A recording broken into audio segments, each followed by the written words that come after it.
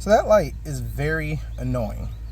And in this truck, it just flashes non-stop.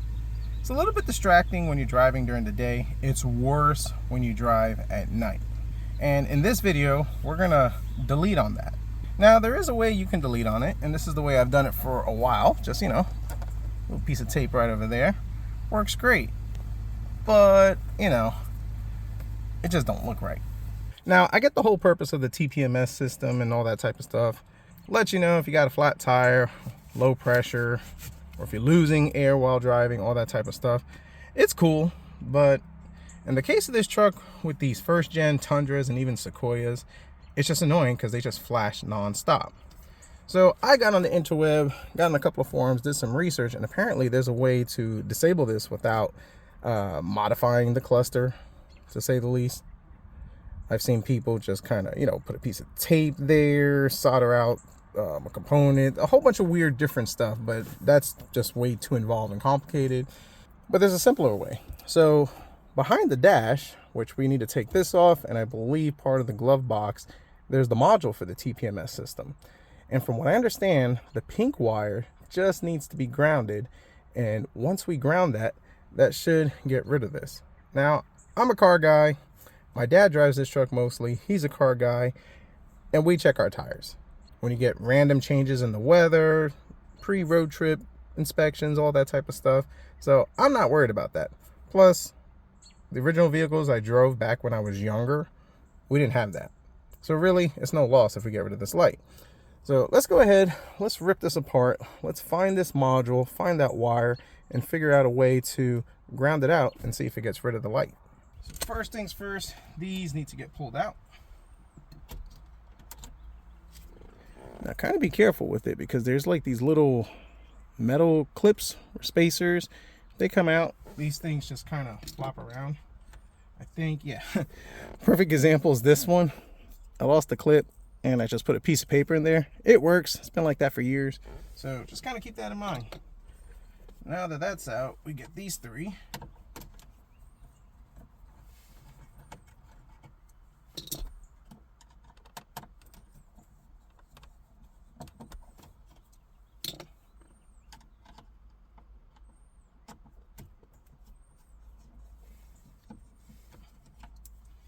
Then up here,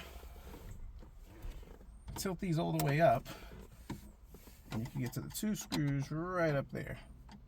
And this is good information if you need to upgrade your radio, like I kind of did with this one.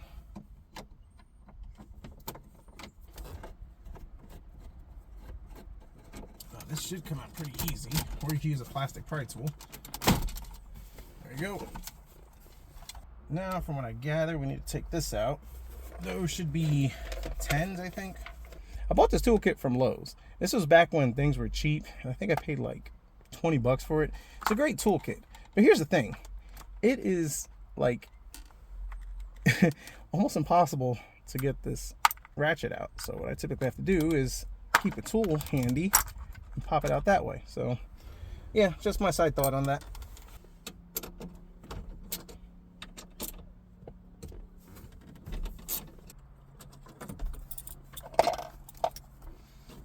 Pop that out.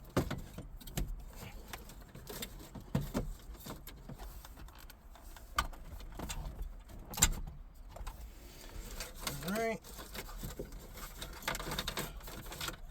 Still can't see the module, which tells me this needs to come out next. I think we squeeze these in. Yep.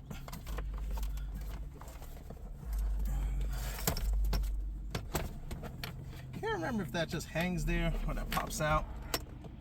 That hangs there, so we're gonna just leave that like that. There are some more Phillips screws right over here. So this cover needs to come out.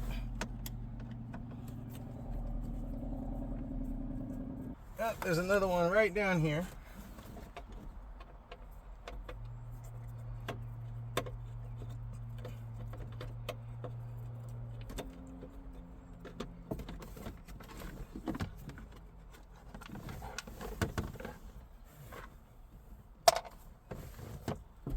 Disconnect this light. Throw that over there. And can we see the module?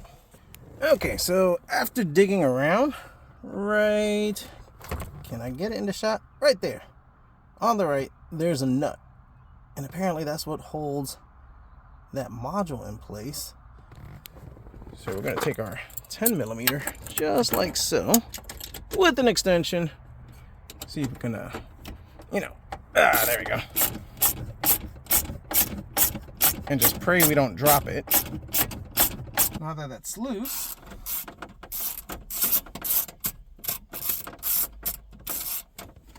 I want to make sure I don't drop that.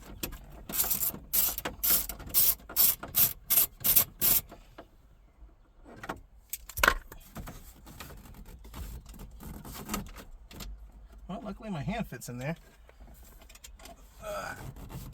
But a magnet would have been a lot easier. So we got our nut out. And now this thing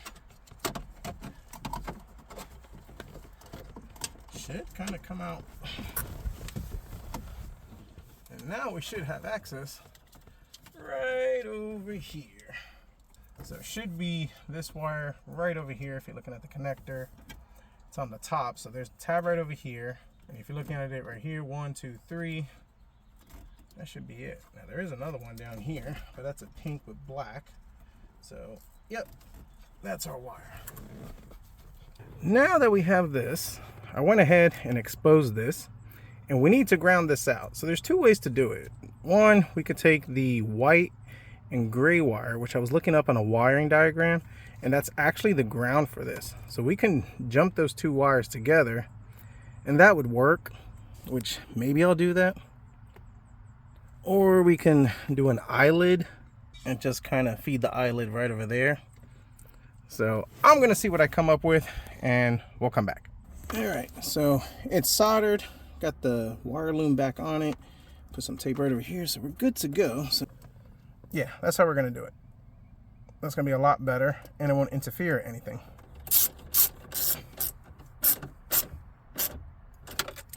Okay, now one thing I need to do while I'm here is I need to replace this USB cable because the one that I put in here was way too short. So we're putting in a longer one, and that's so we could hook in the phone, get navigation on this radio. So now's the perfect time to do all that, you know? Let's tuck all this back into the abyss. So let's go ahead, fire this up. As you can see, our TPMS light is disabled. Let's fire up the truck.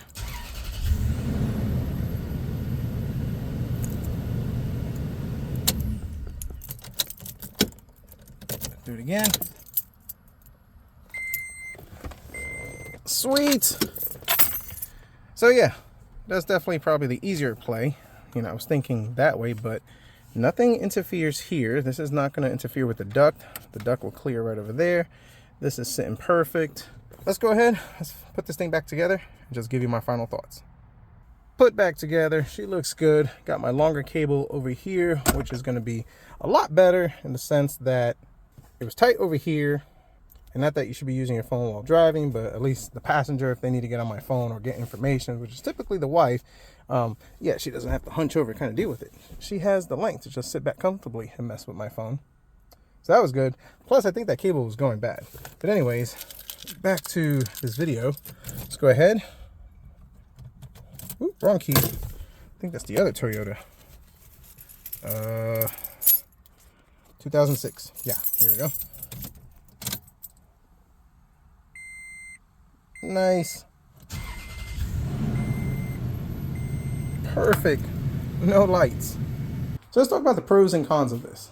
The cons, unless you're one of those persons that depend on the light, not car savvy, don't even check your air pressure and all that type of stuff, I guess that's kind of a con because you have no way of knowing without actually physically checking, but that's another story in itself. But in the case of these first gen trucks and SUVs, all it tells you is that, you know, hey, either you got a flat or there's a tire that has low air pressure in it.